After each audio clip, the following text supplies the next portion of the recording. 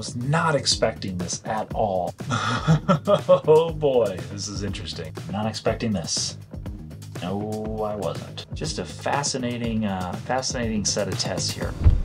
All right, so we are in the live stream setup right now, and it is time, everyone. What I have been waiting for since I got the new M2 Pro Mac Mini with the base M2 Pro, 32 gigabytes of unified memory and a 1 terabyte internal SSD, as well as the 10 gigabit Ethernet port. If you didn't watch my video about how I set up my M2 Pro Mac Mini, definitely check that out. There will be a link down in the description. But today we are going to be putting this computer to the ultimate test. I have an M1 Max Mac Studio that I bought last year in March when it was announced, and I've been using it all year long. I purchased this M2 Pro Mac Mini not to replace it, but to replace a 2013 Mac Pro that I've been using in my live stream setup.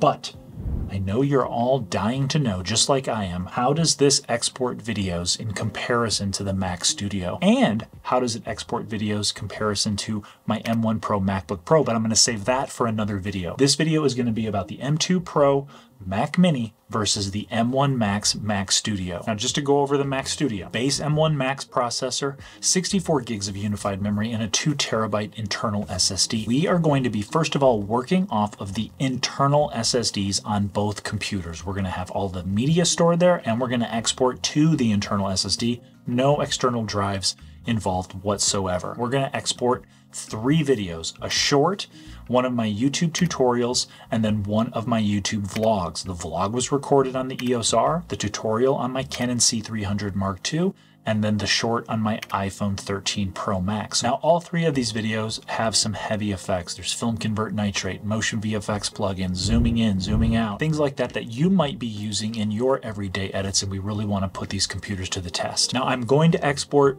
these videos twice. The first round, we're going to export to an MP4 that you would typically export for YouTube upload, but then we're going to also export to ProRes 422 and see what the export times are for ProRes versus H.264 MP4s. Right, so we're going to do our first export. We're going to export this to MP4 for YouTube. And we got a timer here on my phone, so we're going to do it at the same time. Here we go. Off it goes. Now, this is not a rendered timeline, okay? It's not rendered. Here we go. Here we go. Here we go. So fast. So fast. 50%. Keep going. 85%. All right. 1 minute, 7 seconds. Now we're going to export this to ProRes. Here we go. All right, everybody ready?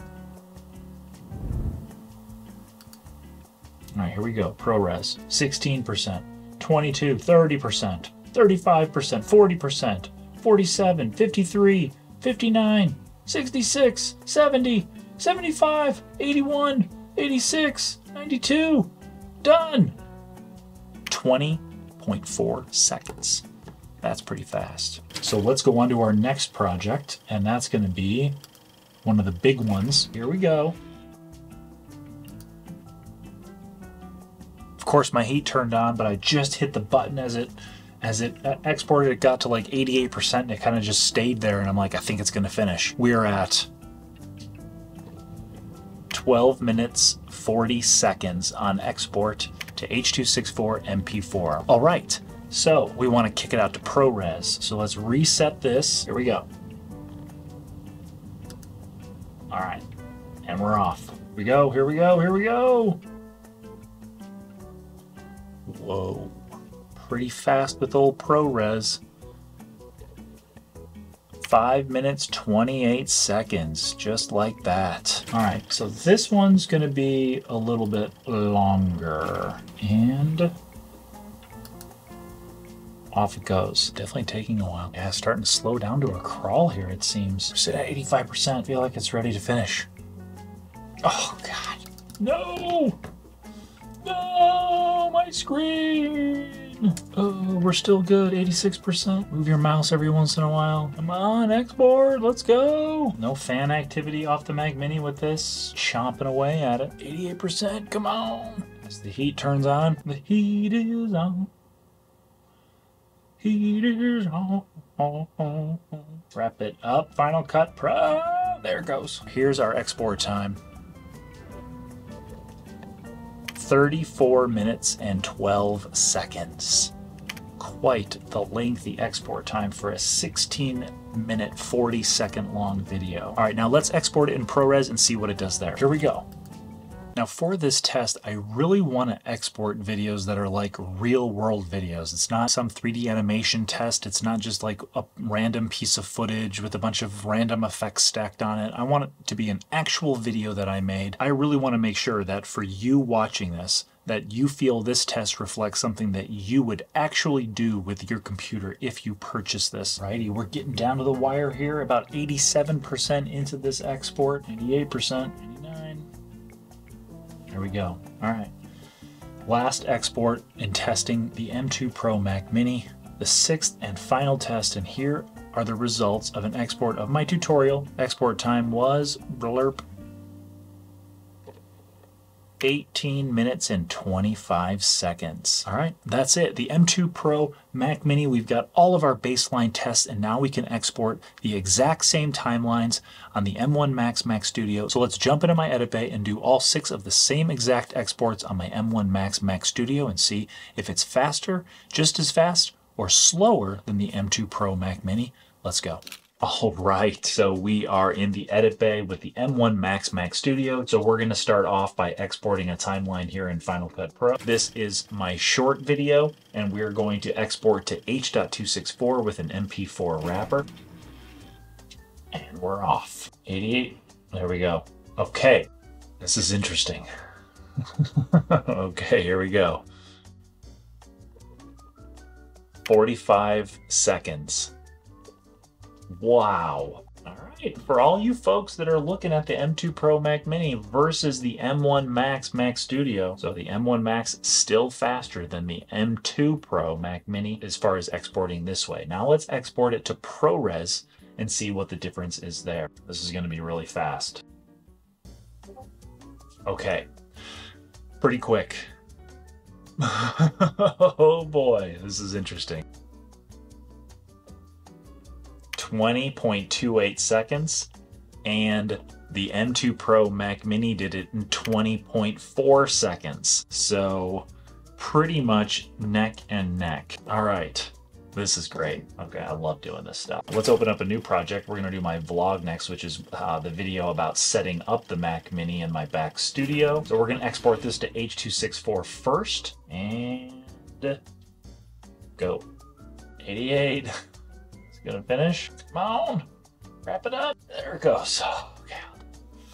All right, this is pretty interesting results here. All right, so M2 Pro Mac Mini exported this video in 12 minutes and 40 seconds, and the M1 Max Mac Studio exported it in 9 minutes 47 seconds. Pretty big difference there if you ask me. Now we're going to kick it out to ProRes, and we're going to see what it can do to chew through this in ProRes. So let's reset. 98, 99, done. Okay, pretty interesting. The M2 Pro Mac Mini was at 5 minutes 28 seconds to export to ProRes on this exact same video, and the Mac Studio is at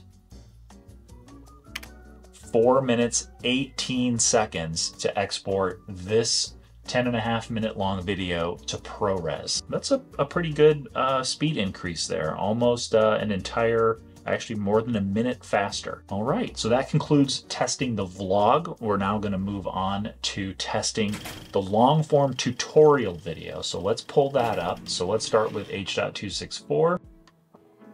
Okay, come on, hurry up. Really surprised by this. Okay, wow. Wow. Was not expecting this at all. All right, so the M2 Pro Mac Mini exported this video to H.264 in 34 minutes and 12 seconds. The M1 Max Mac Studio exported the exact same video, 33 minutes and 29 seconds. Almost no time saving whatsoever. I was not expecting that at all. Wow.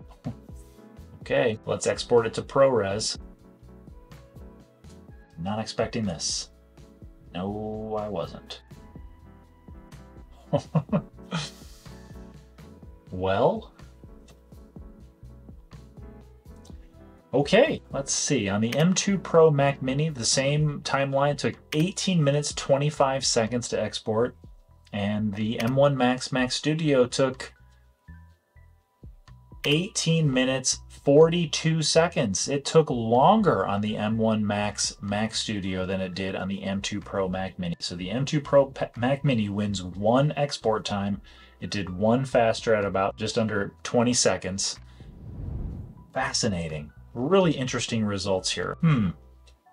Overall, pretty interesting stuff. Let's get into this a little bit. So these are some interesting results here. Overall, the M1 Max Studio took care of the M2 Pro Mac Mini with all of these exports in Final Cut Pro. But as we got to a longer video, and again, I don't know if it's the length because it's not that much longer than the vlog. One of the big differences is the footage, the Canon XF AVC footage versus the Canon EOS R footage. So here's where this gets interesting. It gets interesting if you're someone who is contemplating the purchase of an M2 Pro Mac Mini or an M1 Max Studio. Now, the configuration for the M2 Pro Mac Mini that I have, which again is the base M2 Pro SoC, it's upgraded to 32 gigs of unified memory and has the 1 terabyte internal SSD with a 10 gigabit Ethernet update. The total cost on that I think is $2,099 or $2,098, which is $100 more than the base M1 Max Studio. Now, my M1 Max Studio again is the base M1 Max, but I upgraded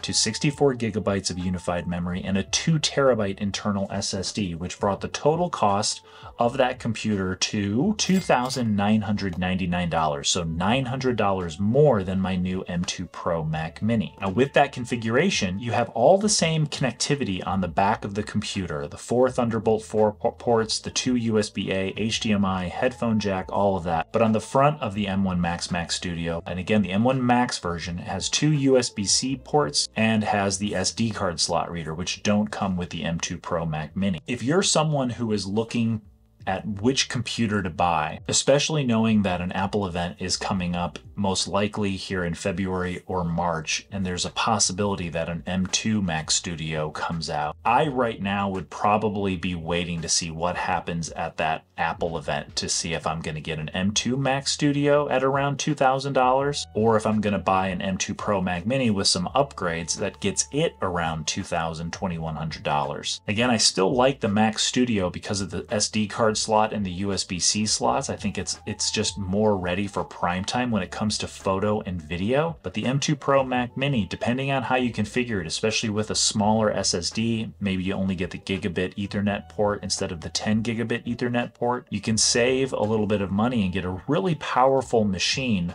for photo and video editing. Now for video editing, I wouldn't want to go below 32 gigs of RAM. Can you? Absolutely. I personally wouldn't want to, but if you got just an M2 Pro Mac Mini, you could certainly go with the 24 gigabytes of unified memory over the 32 that you get with the M2 Pro Mac Mini. Again, I think if you're doing heavy video editing, heavy photography, I still am going to lean to the Mac Studio because of the SD card slot and the USB-C front ports. And I think just overall, it's got more power, obviously, than the M2 Pro Mac Mini in almost every export test that we did. Is it like earth-shatteringly faster? Not really. The thing that really gets me out of this is that last test, that they were both neck and neck, and that the M1 Max Studio actually took longer to export to ProRes than the M2 Pro Mac Mini did. Just a fascinating set of tests here. So I'm going to be curious what you think down in the comments. Let me know what this means to you and whether or not you're going to purchase one computer over another. I definitely would love to have a conversation about what this means between the M1 Max Studio and the M2 Pro Mac Mini. Now, one thing that I'm going to do in the next video is I'm going to put the M2 Pro Mac Mini against the M1 Pro MacBook Pro and see what kind of export times we get between those. That video will be coming out soon, so I highly recommend subscribing. And if you haven't seen the video that I made about how I set up my M2 Pro Mac Mini and my live streaming setup, you can definitely check that out. I highly recommend watching it to get caught up on everything that I'm doing with the M2 Pro Mac Mini. That's all I've got for this one, everyone. Thanks for watching these fascinating test results come to a conclusion. Until the next one, I'll see you soon. And don't forget, keep chopping that broccoli. Oh, I just shanked the lens. God, what am I doing? Pay attention, you dummy. Sorry, EOS R. What's up?